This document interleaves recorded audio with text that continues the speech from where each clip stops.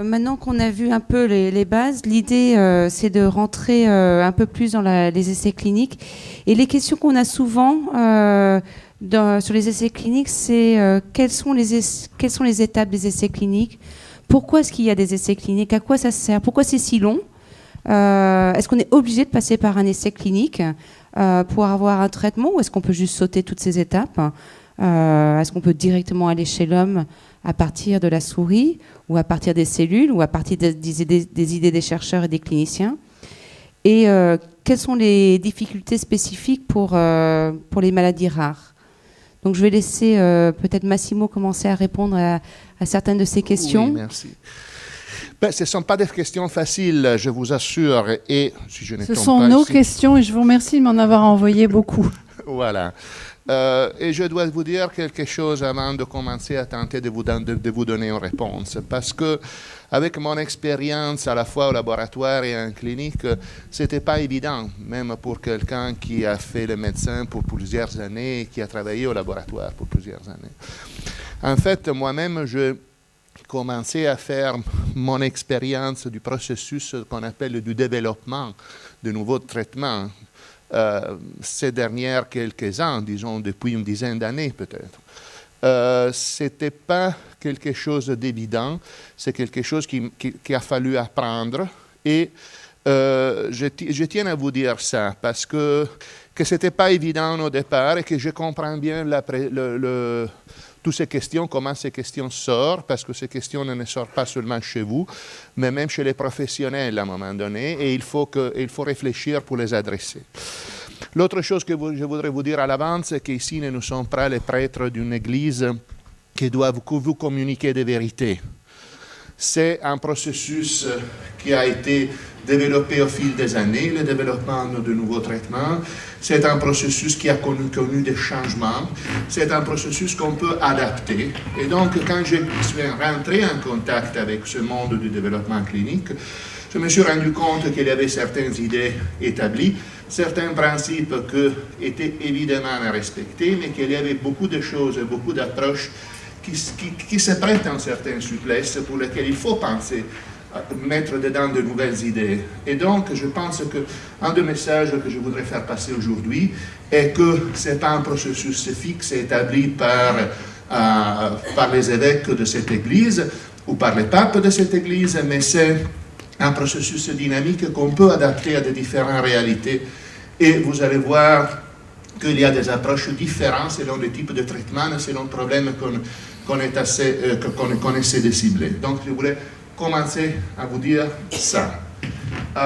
Ici, c'est une diapo qui fait référence essentiellement à une loi française qui vise, je pense, à donner un encadrement et une réglementation de la recherche clinique. Je ne suis pas la personne plus apte à discuter de ça, mais je pense que le message ici est que la recherche clinique doit nous guider à identifier pourquoi on va développer un nouveau médicament, comment on va le faire, pourquoi, pour qui, pour quel bénéfice, en essayant d'éviter quel risque et pour qui on va faire tout ça. Donc c'est effectivement une longue route.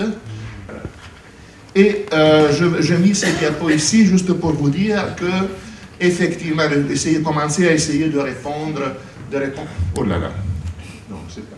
À une des premières questions qui a été posée. Est-ce qu'on ne peut pas s'en faire de tout ça?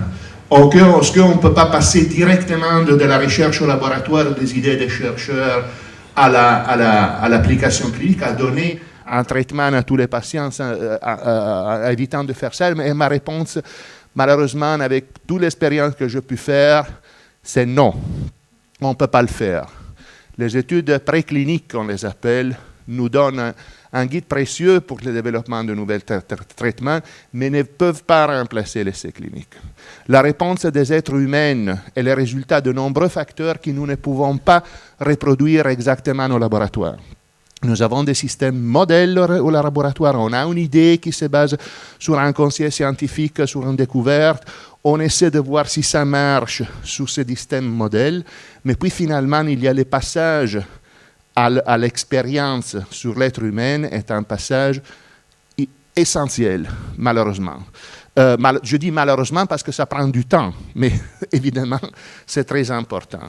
Je pense que ma collègue Isabelle Husson voudrait peut-être continuer à vous décrivant un peu quelles sont les phases de ce développement clinique, et puis peut-être je pourrais continuer avec d'autres considérations après. Je voulais dire qu'on avait tous dit qu'on allait se dire une phrase un peu, parce que c'est vrai que nous, chercheurs médecins, on n'est pas affligés directement par la maladie, mais que toutes les questions qu'on a reçues, on les a toutes prises en considération et on les comprend très bien. Parce que c'est vrai que on ne peut pas partager la même impatience que vous, mais on a ce besoin aussi d'avancer, et cette difficulté d'avoir ces différentes étapes. On sait qu'elles sont essentielles, on sait qu'on ne peut pas faire autrement, mais on en souffre aussi, à notre manière. Et je pense qu'on avait décidé tous de le dire aujourd'hui, que ce soit Hélène, Jen, Charline, Massimo, Claire. Voilà. Donc, pour reprendre la phase préclinique, où on va en fait essayer de voir quelles sont les molécules candidates, quelles sont celles qui peuvent, par le mécanisme dont vous a expliqué Charline, à différents niveaux, avec différentes hypothèses, on va essayer de comprendre et de formuler des hypothèses, différentes hypothèses à différents niveaux de la pathologie, et comment on peut essayer de résoudre cette carence en frataxine. Et donc, ensuite, seulement, on fait ensuite donc, sur la cellule, sur les levures, sur les zébrafiches, sur les souris, et on arrive sur les études d'abord chez l'animal. Et après, il faut se poser de grosses questions par rapport au passage à la phase clinique, hein, qui est extrêmement délicate. Et dans ces molécules candidates qui peuvent donner des résultats sur des cellules, sur des fibroblastes, sur des cellules pathologiques ou autres, ou sur la souris, ce n'est pas forcément évident que ça soit applicable à un être vivant comme l'homme. Déjà, le passage de la cellule ou du tissu à l'animal, il peut y avoir des déceptions. Et ensuite, le passage à l'homme est effectivement une autre étape. Et il y a beaucoup déjà à chacune de ces étapes, en fait, il y a beaucoup de candidats au départ, et c'est un espèce d'entonnoir qui fait qu'il y a de plus en plus de molécules qui vont être écartées, soit par toxicité, soit par manque d'efficacité. Donc, dans la phase clinique, comment on fait ? Généralement, on a une phase 1 où on va avoir un sujet sain, et ça va être plus une étude de pharmacologie, où on va voir la tolérance du médicament à différentes doses, et est-ce qu'il y a une réponse à ce médicament. Donc ça, c'est une première phase, un peu de toxicologie. C'est pas la même chose. Après, Massimo expliquera justement les différences avec les autres types d'essais. Mais généralement, c'est comme ça. Ensuite, il y a une phase 2, voire phase 3 qui peuvent se combiner, où on va tester la molécule sur des sujets présentant la maladie. Et là, on va avoir les questions qui se posent, c'est quelle dose utiliser, mais aussi est-ce que la dose, c'est pour avoir un effet. On ne parle pas encore d'efficacité, c'est un effet.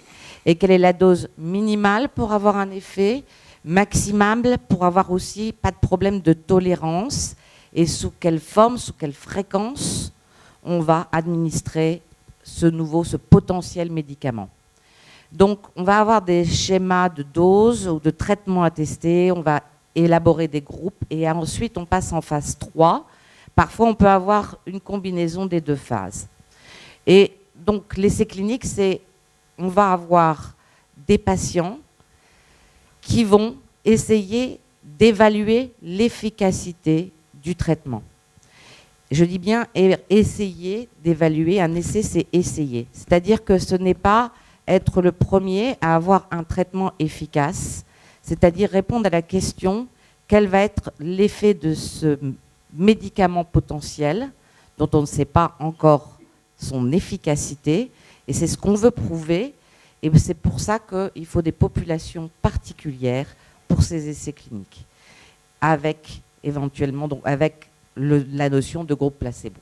Et ensuite, si on a réussi à prouver l'efficacité, ce qui est différent d'avoir le sentiment qu'une molécule est efficace, pour que passer à une phase 4, il faut apporter systématique et qu'un plus grand nombre puisse en bénéficier, il faut apporter systématiquement la preuve formelle d'une efficacité. Et c'est seulement là que le plus grand nombre de personnes peuvent en bénéficier.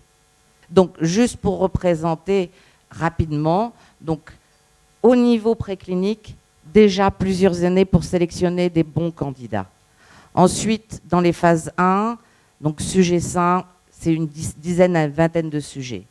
Ensuite, dans les phases 2, on est à 20 à 100 sujets. On voit déjà les possibilités et les difficultés au niveau des maladies rares dont Massimo parlera. Ensuite, en phase 3, ça peut être plus important, mais là encore, 1000 sujets. Dans la taxie de Friedreich, on n'en est pas à ce niveau-là.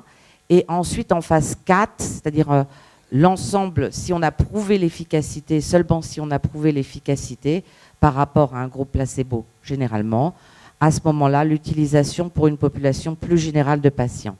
Et généralement, on vous a mis un ensemble de petits timings qui peuvent être très variables, mais globalement, entre cette phase préclinique, de l'idée du chercheur, et je dirais aussi juste un petit mot, c'est que merci aux chercheurs qui sont dans leur laboratoire pour avoir été aussi de ce côté-là.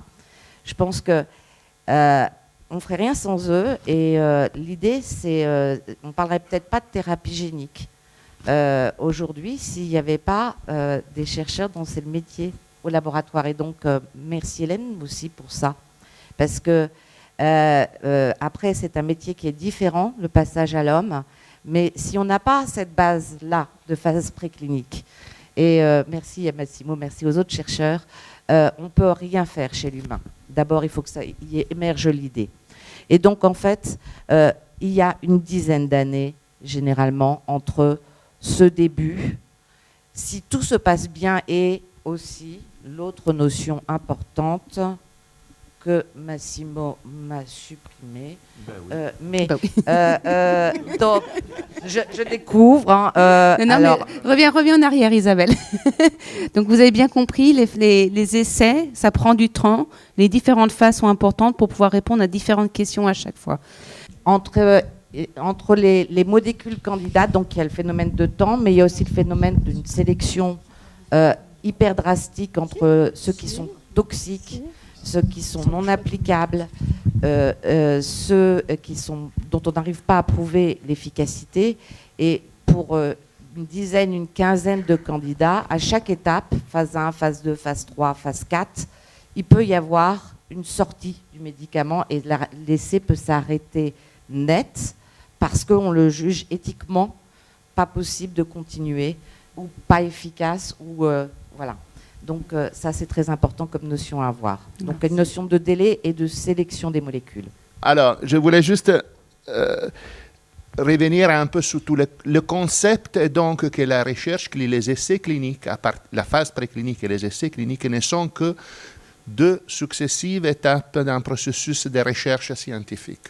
Et dans un processus de recherche scientifique, on fait des hypothèses, on se pose des questions, on essaie de les mettre à la preuve expérimentale.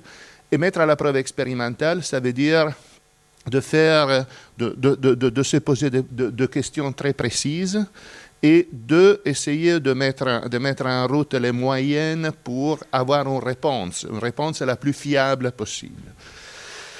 Et donc, vous voyez que dans chaque phase, on se pose des questions différentes. En phase 1, on se pose juste la question si le médicament est tolérable ou pas, combien il faut en donner, quel est son destin une fois qu'il est introduit dans le corps humain, combien de temps il va rester là, comment il sera éliminé, quelle concentration on va atteindre dans le sang, par exemple, etc. Dans la phase 2, une fois qu'on a répondu à ces questions, on commence à dire est-ce que nous pouvons commencer à avoir un signal de un signal d'efficacité.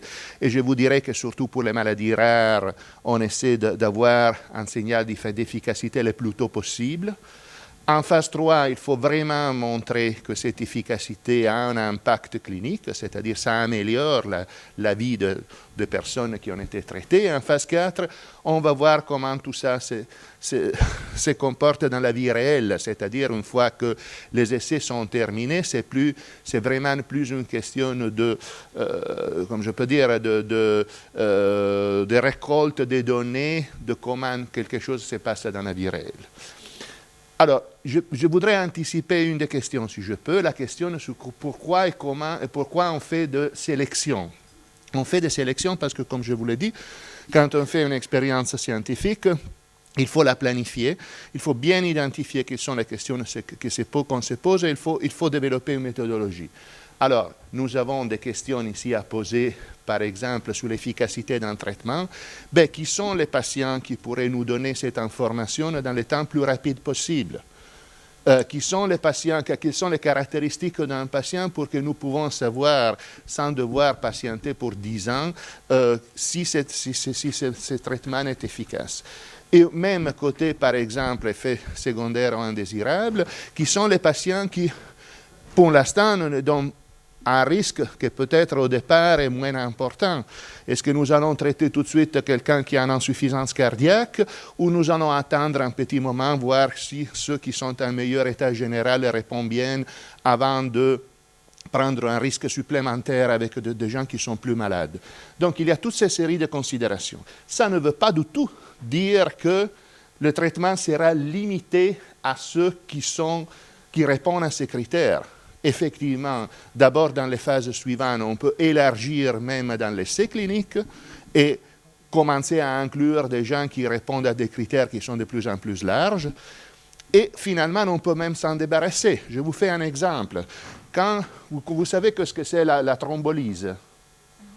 Bon, c'est un traitement qu'on donne à ceux qui font des accidents vasculaires cérébro-ischémiques, qui font des thromboses d'artères qui vont vers le cerveau, on injecte une substance qui va dissoudre le caillou, okay? Et donc rétablir la circulation. Par exemple, quand les essais ont été faits, ceux qui avaient plus de 80 ans, ceux qui étaient diabétiques étaient exclus. Mais finalement, maintenant, on donne le traitement aux diabétiques, on donne le traitement à ceux qui ont plus de 80 ans, parce que finalement, on a compris que le traitement fonctionne et que ce n'est pas nécessaire de le limiter au groupe qui avait été utilisé pour les premiers essais. Le dernier point, la chose qui est liée à ça, est que qui participe à un essai clinique prend un risque, s'expose à un risque, avec peut-être, je ne parle pas trop proche. Qui participe à un essai clinique? C'est quelqu'un qui... Moi, je ne vois plus rien avec le réflexe sur mes lunettes. Mais bon, je fais juste attention à ne pas dépasser la ligne ici. Qui participe à un essai clinique? C'est quelqu'un qui se prête à une expérience scientifique et qui prend un risque. Qui a bien sûr une certaine marge de probabilité de pouvoir en bénéficier directement, mais ce n'est pas les bénéfices directs qui viennent en premier lieu. C'est une possibilité qui peut arriver ou pas arriver. Et que parfois, le risque est tel qu'on parlera, s'il y aura des questions, par exemple, de groupe placebo et pourquoi il y a un groupe placebo, mais je vous assure qu'il y a eu des essais cliniques. Et des essais cliniques dans l'ataxie de Friedreich, dans lesquels ceux qui étaient dans le groupe placebo sont allés mieux que ceux qui étaient traités. Parce que le traitement qui était rationnellement applicable, finalement, la dose n'était pas la bonne. Le traitement, peut-être, il était bon, mais la dose n'était pas la bonne. Donc, vous voyez, c'est un risque qu'on prend et on essaie de sélectionner ceux qui, en prenant ces risques, ont plus de probabilité de donner la réponse aux questions qu'on se pose. Donc, c'est des gens que nous devons remercier parce que c'est des gens qui se prêtent à quelque chose pour aider les autres qui ont la même maladie. Mais donc, c'est pas, j'insiste sur ce point-là. Une autre chose sur laquelle j'insisterai est qu'il y a des choix à faire à chaque phase, et vous avez entendu, on peut en sortir à tout moment. Passer de la phase préclinique à la phase clinique ne veut pas dire qu'un traitement est là et qui est prêt. Par exemple, j'ai entendu aujourd'hui que quelqu'un a vu sur le site web d'une société qui fait la thérapie génique qu'il y a un programme clinique, clinical development, pour un développement clinique pour l'ataxie de Friedreich. Ça veut dire quoi? Ça veut dire que la question qu'on se pose là, hein, bon, cette société, cette boîte a décidé que leurs produits, ben, très probablement, ils sont optimistes. Je pense qu'ils voudraient passer à l'essayer chez les êtres humains. Ça ne veut pas dire que toutes les étapes pour y arriver sont déjà accomplies, mais c'est quand même un bon message. Mais ce n'est pas du tout la même chose que dire on va commencer demain matin les essais cliniques. D'accord? Ça doit être clair aussi. Alors, pour les maladies rares, on essaie de simplifier certaines choses. Parce que chaque maladie, d'abord, le premier problème est que nous n'avons pas tous les patients. On ne peut pas faire planifier de la même manière un essai sur l'hypertension artérielle et un essai sur l'ataxie de Friedreich, ça c'est clair. Donc, il faut tenir compte que le nombre de patients est limité, que le nombre de traitements, et vous allez voir ce fameux tableau avec tous les traitements dans la pipeline, il y en a beaucoup. Si nous allons commencer à engager 200 patients pour 2 ans pour chaque traitement possible, nous n'y arriverons jamais. Donc, c'est clair qu'il faut tenir compte du nombre de patients, il faut tenir compte de l'évolution de leurs conditions, qui dans l'ataxie de Friedreich est relativement lente. Vous direz, ce n'est pas du tout lente sur ma peau, c'est vrai, mais c'est lente par rapport à des maladies comme la sclérose latérale amyotrophique, par exemple, qui va malheureusement tuer les patients au bout de quelques ans. Il y a toute une série d'autres de différences entre les sujets, de variations. Donc, il faut trouver une méthodologie particulière. Et si je peux revenir à la précédente, ça veut dire que, par exemple, dans la phase 1, on peut déjà inclure des sujets atteints, surtout si le type de traitement est un traitement qui a du sens chez un sujet atteint. Par exemple, s'il faut augmenter l'expression du gène FXN, ben, c'est intéressant de voir si ça marche chez un patient, pas chez un sujet normal. Parfois, le traitement lui-même n'est pas conçu que pour marcher chez un patient. Donc, la phase 1 peut avoir un nombre différent de sujets et déjà nous donner des informations préliminaires sur le fait que le médicament fait ce qu'il est censé faire. La phase 2 et 3 sont souvent mélangées parce que nous n'avons pas tous ces sujets-là à traiter. Peut-être il y a une phase préliminaire comme vous avez entendu peut-être de l'essai MOXIE, quelqu'un a entendu parler de ça, qui se fait actuellement plutôt aux États-Unis, il y a quelques sites en Europe aussi, dans lesquels ils ont fait une première phase avec moins de malades pour voir s'il y avait une certaine réponse, et puis ils ont décidé d'élargir le nombre de malades et de prolonger l'essai. Donc ils ont fait une fusion, si vous voulez, entre la phase 2 et la phase 3. Il y a donc, il faut travailler avec moins de sujets et il faut travailler avec de dessins, disons, de plans pour les essais cliniques qui sont plus souples, si vous voulez. Avec la possibilité de changer les choses en cours de route, avec ce qu'on appelle des analyses intérim, c'est-à-dire ce qu'on appelle le dessin adaptive design, je ne sais pas comment le traduire en français. Donc, il y a des manières de faire tout ça. Et surtout, il y a des spécificités pour la thérapie génique. Pour la thérapie génique, tout ça, vraiment, ça veut dire quelque chose de différent et nous allons le voir un peu plus tard, peut-être. Oui. Donc, il y a 2 choses importantes pour ce qui concerne les essais cliniques chez les maladies rares, qui sont le développement des biomarqueurs et les études d'histoire naturelle. Et ça, peut-être nous allons en parler un peu plus tard. Je pense qu'on peut en parler maintenant, justement, avant d'aller spécifiquement sur les essais Friedreich. Oui. Si tu, mais rapidement, mais juste pour expliquer à quoi sert un biomarqueur. Alors, quand je vous dis il faut se poser des questions avant chaque phrase, des objectifs et voir comment on peut faire l'expérience de manière que ça soit plus efficace possible. Est-ce que je dois attendre, disons, 2 ans, 3 ans pour être sûr qu'un traitement ralentit l'évolution de la maladie, disons, de 50%. C'est-à-dire, c'est pas rien, hein, ça. Si on a un traitement qui ralentit l'évolution de la maladie de 50%, c'est-à-dire que dans 5 ans, le patient sera comme il aurait dû être dans 2 ans et demi. Donc, voilà, ça veut dire qu'on gagne du temps, ça veut dire que le déficit arrive plus tard. Mais combien de temps je dois attendre pour voir ça?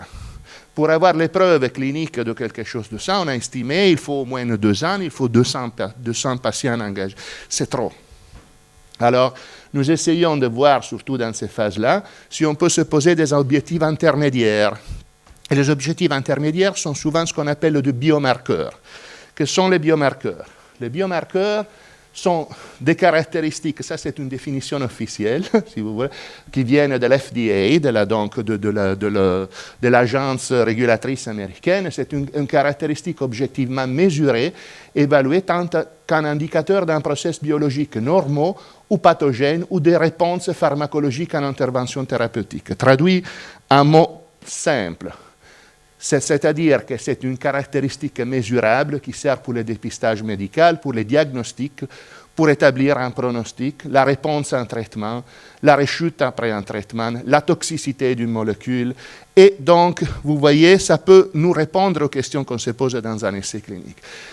En pratique, on parle de quoi? On parle de beaucoup de choses.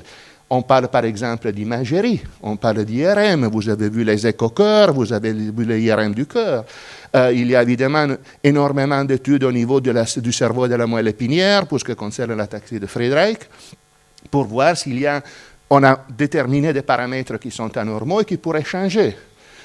Des paramètres physiologiques, l'électromyographie, le potentiel évoqué que vous avez entendu parler, les tests d'exercice que vous avez vu parler, ou encore des choses moléculaires. Par exemple, des molécules qu'on peut tester au niveau du sang, du liquide céphalorachidien, un peu plus dur à obtenir, mais peut-être nécessaire, peut-être pas, ou de biopsie. Donc, tout ça peut nous dire qu'il y a une réponse, le médicament est en train de faire ce qu'il faut. Et je vous dis une chose, actuellement, les agences régulatrices, voilà, et vous voyez que ça peut être utilisé un peu dans tout. Il y a tout un processus de validation de ces biomarqueurs qui est essentiel. Et les agences régulatrices, actuellement, ont des chemins plus rapides pour les maladies rares, qui permet, par exemple, d'avoir un enregistrement conditionnel, on peut dire, mais anticipé sur la base d'un résultat pour les biomarqueurs. Et de commencer à dire, bon, le médicament, effectivement, sur la base de biomarqueurs, fait ce qu'il est censé faire. On peut commencer à les donner à un nombre plus large de patients sans même attendre le résultat d'une évaluation clinique, de l'épreuve d'une amélioration clinique. C'est clair que cette épreuve doit arriver, et s'il n'arrivera pas à un moment donné, cet enregistrement peut être retiré, mais quand même, c'est quelque chose de très important. Vous voyez, on n'a pas le temps de rentrer dans le détail, mais il y a beaucoup d'étapes pour, nous disons, valider un biomarqueur, parce qu'il faut montrer qu'il est effectivement lié au processus de maladie et que sa valeur, c'est important pour établir comment la maladie progresse et si le médicament est en train d'être efficace. Et donc, je voulais anticiper une autre question. Les biomarqueurs sont importants et donc ils sont essentiels pour faciliter les essais cliniques et accélérer l'identification. Et donc, participer à une étude sur des biomarqueurs permet de rendre les essais cliniques futurs plus rapides et efficaces. Et donc, c'est une bonne idée. C'est important. On contribue à l'avancement de la recherche. On ne perd pas du temps pour participer à une étude des biomarqueurs. Et ça, je pense que c'est essentiel. Alors, je parlais des biomarqueurs, je parlais de ça. Les bases de données, les études d'histoire naturelle, vous savez tous ce qui sert énormément pour identifier les mesures plus appropriées cliniques à utiliser dans les essais cliniques, mais aussi, et je tiens pour évaluer le nombre de sujets recrutés, etc., pour planifier les essais cliniques.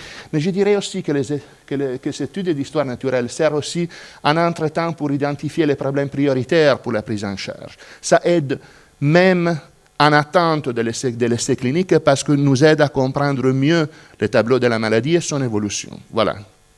J'arrête parce que je vois qu'Hélène est devenue impatiente.